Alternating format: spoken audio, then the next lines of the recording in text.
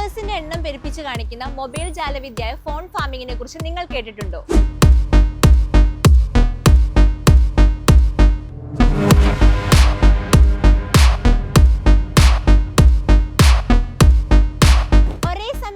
ഫോണുകൾ ഉപയോഗിച്ച് വീഡിയോ കാഴ്ചക്കാരുടെ എണ്ണം പെരുപ്പിച്ച് കാണിക്കുന്നതടക്കമുള്ള തട്ടിപ്പിനെയാണ് ഫോൺ ഫാമിംഗ് എന്ന് പറയുന്നത്. നമ്മുടെ തിരുവനന്തപുരത്തുമുണ്ട് സെക്കൻഡ് ഹാൻഡ് മൊബൈൽ ഷോപ്പ് എന്ന് തോന്നുന്ന ഒരു മുറി.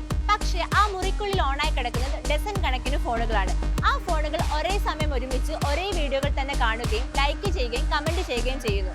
ഇതിലൂടെ ശരിക്കും പറഞ്ഞാൽ ഒരു വീഡിയോയ്ക്ക് കിട്ടുന്നത് യഥാർത്ഥത്തിൽ ഇല്ലാത്തൊരു വ്യൂവർഷിപ്പാണ്. ചൈന, തായ്വാൻ, തായ്ലാന്റ് എന്നിവിടങ്ങളിൽ ഫോൺ ഫാമിംഗ് സംഘങ്ങൾ സജീവമാണ്. ഇതിനു മുന്നേ ഫോൺ ഫാമിങ്ങിനെ കുറിച്ച് വാർത്തകളും വീഡിയോകളും വന്നിട്ടുണ്ട്. വീഡിയോ പ്രൊമോട്ട് ചെയ്യാനായി ചിലർ തിരഞ്ഞെടുക്കുന്ന കുറുക്കു വഴിയാണിത്.